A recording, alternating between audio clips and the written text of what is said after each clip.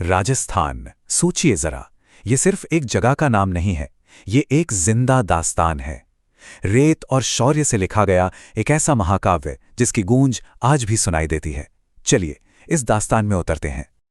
ये लाइन ये सिर्फ एक कहावत नहीं है, बल्कि इसमें राजस्थान की पूरी रूह बसती है। मतलब वहां की जमीन सिर्फ मिट्टी और रेत से नहीं बनी, वो तो कहानियों से बनी है, बलिदानों से सींची गई है, और आज भी उसके कण कण में वो गाथाएं सांस लेती हैं। और यहीं से शुरू होता है राजस्थान का सबसे कमाल का विरोधाभास। एक तरफ कुदरत ने दी सख्ती, तपिश, और दूसरी तरफ यहां के लोगों ने उसी सख्ती को अपनी शान बना लिया, अपने स्वाभिमान और संस्कृति से उसे जिंदा कर दिया। और कमाल की बात यह है कि यहां हर मुश्किल का जवाब एक खूबसूरत चीज से दिया गया। विशाल रेगिस्तान, उसका जवाब दिया गया चटक रंगों से, कला से। पानी की किल्लत, उसका जवाब एक ऐसी आर्किटेक्चर से जो आज भी हैरान कर दे। और लगातार चलने वाला संघर्ष, उसका जवाब दिया गया एक ऐसे साहस से जो कभी टूटा ही नहीं। तो चलिए सबसे पहले इस जमीन को ही समझते हैं, क्योंकि राजस्थान की कहानी असल में उसकी भूगोल से ही शुरू होती है। यही वो जमीन है जिसने वहां के लोगों को, उनके कल्चर को, उनकी हिम्मत को, सब कुछ बनाया है। अब देखिए पिक्चर में आती है अरावली रेंज।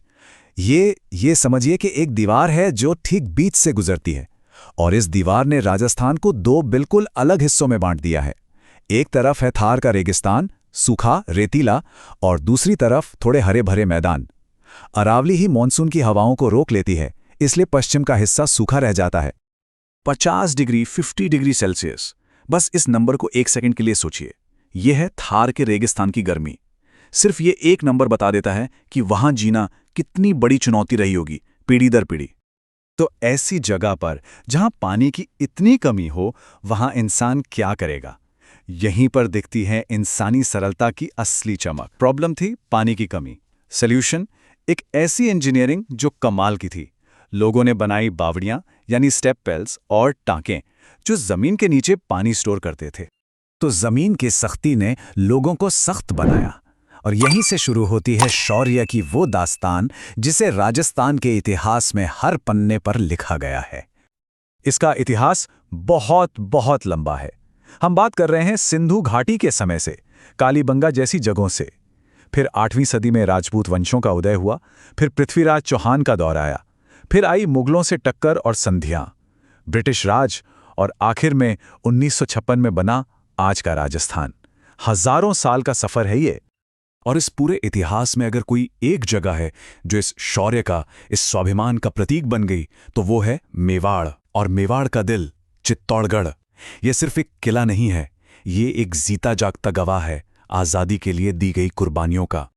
3 ये नंबर, ये चित्तौड़ के इतिहास में हमेशा के लिए दर्ज है। ये याद दिलाता है उन 3 महान साकों की। साका, वो पल जब हार तय हो जाती थी और पुरुष केसरिया बाना पहनकर आखिरी सांस तक लड़ने निकल जाते थे, और स्त्रियां अपने सम्मान के लिए जौहर करती थीं।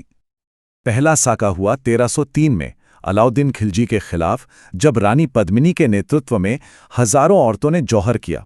ये एक ऐसी घटना थी जिसने सम्मान को जिंदगी से भी ऊपर रख दिया। और फिर इसी भूमि ने देखा महाराणा प्रताप को, एक ऐसा योद्धा जिसने एक विशाल साम्राज्य के आगे झुकने से इनकार कर दिया। उनकी पूरी जिंदगी स्वाभिमान और आज़ादी के लिए एक संघर्ष थी। उनका नाम आज भी हिम्मत की मिसाल है। लेकिन ये हिम्मत, ये जज्बा सिर्फ जंग के मैदान में नहीं दिखा, ये दिखा पत्थरों में भी। राजस्थान के किले और महल ये सिर्फ इमारतें नहीं हैं, ये उस स्पिरिट की, उस आत्मा की निशानी है जिसे पत्थर में तराशा गया है। तो सोचिए, एक ऐसी जमीन जहां पानी नहीं, वहां लाइफलाइन कैसे बनाई जाए? यही सवाल था, और इसका जवाब दिया राजस्थान की आर्किटेक्चर ने, खासकर वहां के वाटर स्ट्रक्चर्स ने। और इसका सबसे जबरदस्त उदाहरण है बावड़ी यानी स्टेपवेल। आभानेरी की चांद बावड़ी, अरे वो तो कमाल है। 3,500 से ज्यादा सीढ़ियां हैं जमीन के अंदर जाती हुई, एकदम परफेक्ट ज्योमेट्री में। ये सिर्फ पानी का स्रोत नहीं था, ये आर्ट और इंजीनियरिंग का एक चमत्कार है। और फिर आते हैं यहाँ के किले। सिर्फ हिफाजत के लिए नहीं, ये तो शान के प्रतीक थे। कुंभलगढ़, जिसकी दीवार 36 किलोमीटर लंबी है, इंडिया की ग्रेट वॉल। मेहरानगढ़, जो जोधपुर के ऊपर एक पहाड़ पर ऐसे बैठा है जैसे कोई शहंशाह। और जैसलमेर का सोनार किला जो धूप में सचमुच सोने जैसा चमकता है। और सोचिए, उसके अंदर आज भी लोग रहते हैं। 953, 953, एक अजीब सा नंबर है ना? इसके पीछे क्या कहानी हो सकती है? ये नंबर एक बेइंतहा खूबसूरत इमारत और इसके पीछे की सोच को दर्शाता है। ये संख्या है जयपुर के हवा महल की खिड़कियों की या झरोखों की। इतनी सारी खिड़कियां क्यों? ताकि शाही घराने की औरतें बाहर की दुनिया को, सड़क पर चलते जुलूस को देख सकें, बिना इसके कि कोई उन्हें देखे। कितनी खूबसूरत और संवेदनशील सोच है ना आर्किटेक्चर के पीछे।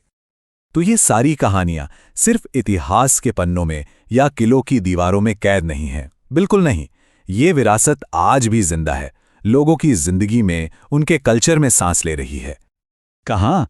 घूमर डांस के घेरों में, लंगा और मंगड़यार कलाकारों के संगीत में, जिसे सुनकर रूह खुश हो जाए, बंधेज और लहरिया के चटक रंगों में, जयपुर की मशहूर ब्लू पॉटरी में, और हाँ, पुष्कर के उस विश्व प्रसिद्ध ऊंट मेले में।